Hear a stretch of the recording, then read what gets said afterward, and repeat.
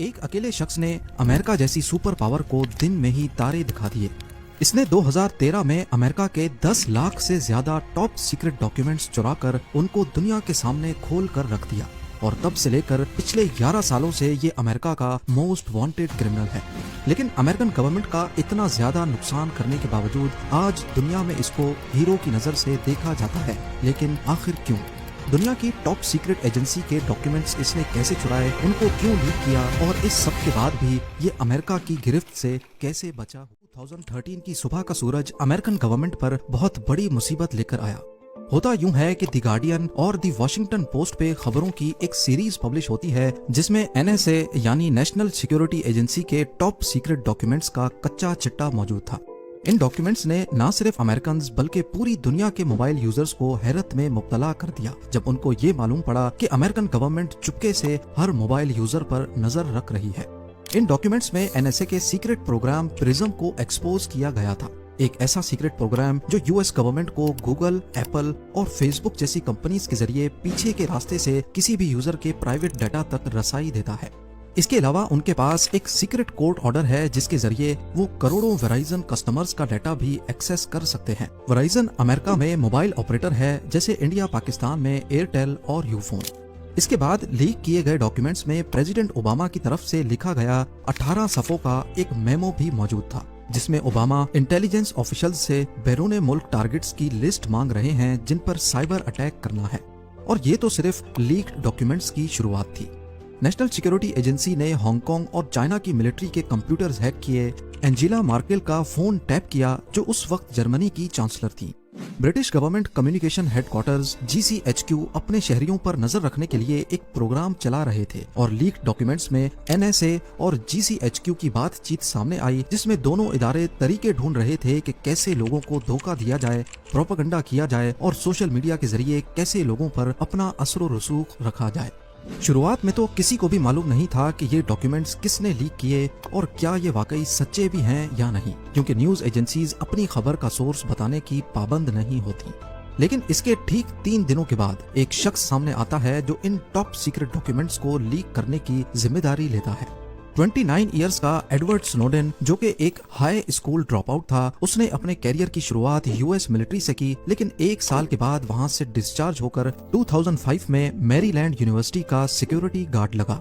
Edward Snowden बेशक ही पढ़ाई में अच्छा नहीं था, लेकिन उसकी कंप्यूटर स्किल्स इतनी मजबूत थी कि CIA ने उसको जॉब पर रख लिया।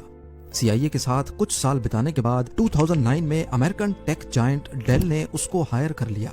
डेल के पास उस वक्त नेशनल सिक्योरिटी एजेंसी के कंप्यूटर सिस्टम्स को अपग्रेड करने का कॉन्ट्रैक्ट भी था। तभी उन्होंने एडवर्ड को भी इसी प्रोजेक्ट पे लगा दिया। जहां पहले उसका रोल सुपरवाइजर का था, बाद में वो साइबर स्ट्रेटेजिस्ट बन गया।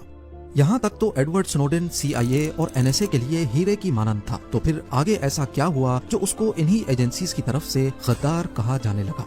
असल में एडवर्ड का साइबर स्ट्रेटेजिस्ट से गद्दार बनने के पीछे एक वाकया हुआ था। NSA के कंप्यूटर्स ऑपरेट और अपग्रेड करने के दौरान एडवर्ड को मालूम पड़ा कि नेशनल सिक्योरिटी एजेंसी के पास किसी भी मोबाइल यूजर का पर्सनल डाटा एक्सेस करने की पावर मौजूद है। उसने कुछ रिकॉर्ड्स भी देखे जो पहले उसको लगा कि शायद ये इंटरनेशनल क्रिमिनल्स के रिकॉर्ड हैं, लेकिन असल में ये क्रिमिनल्स नहीं बल्कि अमेरिका के अमन पसंद शहरी थे। उसी दौरान अमेरिका की कांग्रेस में इंटेलिजेंस के मुद्दे पर एक बहस चल रही थी। रॉन वाइडन जो कि एक अमेरिकन पॉलिटिशियन हैं, उन्होंने भरी कांग्रेस में नेशनल सिक्योरिटी एजेंसी के डायरेक्टर जेम्स क्लैपर से एक सवाल किया कि आपकी एजेंसी अमेरिकन्स का डाटा इकट्ठा करती है या नहीं।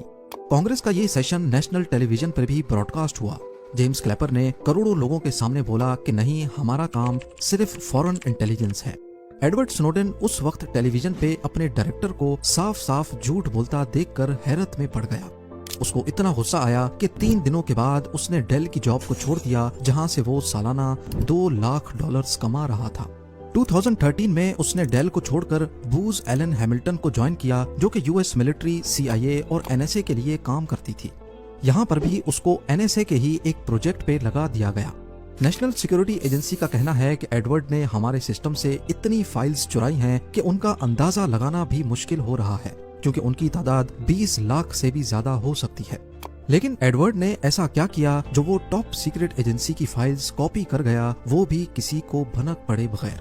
हैरानी की बात यह है कि इस काम के लिए उसने किसी पेचीदा हैकिंग टूल्स का इस्तेमाल नहीं किया, बल्कि ये सारा काम एक छोटी USB ड्राइव से किया गया। पर आखिर कैसे? क्योंकि नॉर्मल ऑफिसेज में ही डाटा चोरी हो जाने के डर से खास तौर पर USB ड्राइव्स पर पाबंदी होती है। दूसरा ये कि किसी भी कंपनी के सिस्टम में जहां कॉन्फिडेंशियल डाटा होता है, वहां हर एम्प्लॉय के पास डाटा एक्सेस करने की अथॉरिटी नहीं होती। ये तो फिर भी नेशनल सिक्योरिटी एजेंसी के कंप्यूटर्स थे, जिनकी सिक्योरिटी का कोई तोड़ नहीं होता। एडवर्ड स्नोडेन ने ये काम करने से पहले अपने भागने का प्लान बनाया और अपनी लोकेशन का फायदा उठाया। क्योंकि वो बूज एलन हैमिल्टन की तरफ से NSA के प्रोजेक्ट के लिए हायर किया गया था, इसी वजह से उसको हवाई में NSA के मैरीलैंड हेडक्वार्टर्स से 5000 मील दूर रखा गया था। हवाई मैरीलैंड से 6 घंटे पीछे है, जिसका मतलब कि जब एडवर्ड अपने हवाई ऑफिस में काम करता, उस वक्त तक NSA के हेडक्वार्टर्स में सब चले जाते थे। दूसरा फायदा ये था कि उसको NSA हेडक्वार्टर्स के सर्वर्स तक थिन क्लाइंट सिस्टम के जरिए रसाई हासिल थी, जो कि असल में आउटडेटेड था। तीसरा फायदा ये कि एडवर्ड खुद वहां सिस्टम एडमिनिस्ट्रेटर था, यानी उसकी प्रोफाइल की हाई सिक्योरिटी क्लियरेंस थी, जिससे उसके पास ज्यादा राइट्स थे। यानी वो बिना नजरों में आए किसी भी सिस्टम से डाटा कॉपी कर सकता था। बस इसी चीज का फायदा एडवर्ड स्नोडेन ने उठाया और बिना नोटिस हुए 5000 मील दूर से ही 20 लाख से ज्यादा फाइल्स कॉपी कर ली। हवाई ऑफिस में सिर्फ 4 हफ्ते काम करने के बाद एडवर्ड ने NSA के करतूत दुनिया के सामने लाने का फैसला किया। उसने तमाम डॉक्यूमेंट्स USB ड्राइव में कॉपी किए। बड़ी चालाकी से वो ड्राइव सिक्योरिटी गार्ड से छुपाकर बाहर निकला और बीमारी का बहाना बनाकर छुट्टी कर ली। उसने अपना नंबर ऑफ किया और सीधा हवाई से हांगकांग चला गया। लेकिन जब अगले कई दिनों तक वो वापस नहीं आया और ना ही उसका नंबर लग रहा था, तो NSA को शक हुआ और वो उसको ढूंढने में लग गए। हांगकांग पहुंचकर वो कुछ भरोसे वाले जर्नलिस्ट से मिला, उनको डॉक्यूमेंट्स दिए और फिर वही डॉक्यूमेंट्स अगले दिन दुनिया की हेडलाइंस बन गए।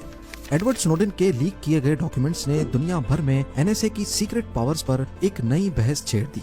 इस पर सरकारी प्रॉपर्टी की चोरी, नेशनल सिक्योरिटी के सिस्टम्स में बगैर इजाजत घुसने और टॉप सीक्रेट इंफॉर्मेशन को अनऑथराइज्ड लोगों तक पहुंचाने का इल्जाम आयद किया गया। साथ ही अमेरिकन गवर्नमेंट ने हांगकांग से मुतालबा किया कि एडवर्ड को हमारे हवाले किया जाए, लेकिन वो भी अपना हर कदम पहले से प्लान करके बैठा था। तब तक वो जहाज पकड़कर रशिया चला गया, जहां शुरू में उसको असाइलम मिला और फिर सितंबर 2022 में पुतिन ने उसको रशियन सिटीजनशिप दे दी। तब से लेकर एडवर्ड स्नोडेन कई इंटरव्यूज दे चुका है, जिसमें उसने बताया कि कैसे हमारे फोन्स हमारी ही जासूसी करते हैं। उसने नोजी स्मर्फ नामी एक टूल का जिक्र किया, जो हमारे फोन के माइक्रोफोन का एक्सेस सिक्योरिटी एजेंसीज को देता है, जिससे वो आसपास की आवाजें बिना किसी रुकावट के सुन सकते हैं। कुछ लोग एडवर्ड स्नोडेन को गद्दार समझते हैं, जबकि कुछ का मानना है कि वो एक हीरो है जिसने NSA का असल चेहरा दुनिया के सामने बेनकाब किया। इस बारे में आपकी क्या राय है, मुझे कमेंट सेक्शन में जरूर बताइएगा। उम्मीद है जेम टीवी की ये वीडियो भी आप लोग भरपूर लाइक और शेयर करेंगे। आप लोगों के प्यार भरे कमेंट्स का बेहद शुक्रिया। मिलते हैं अगली शानदार वीडियो में।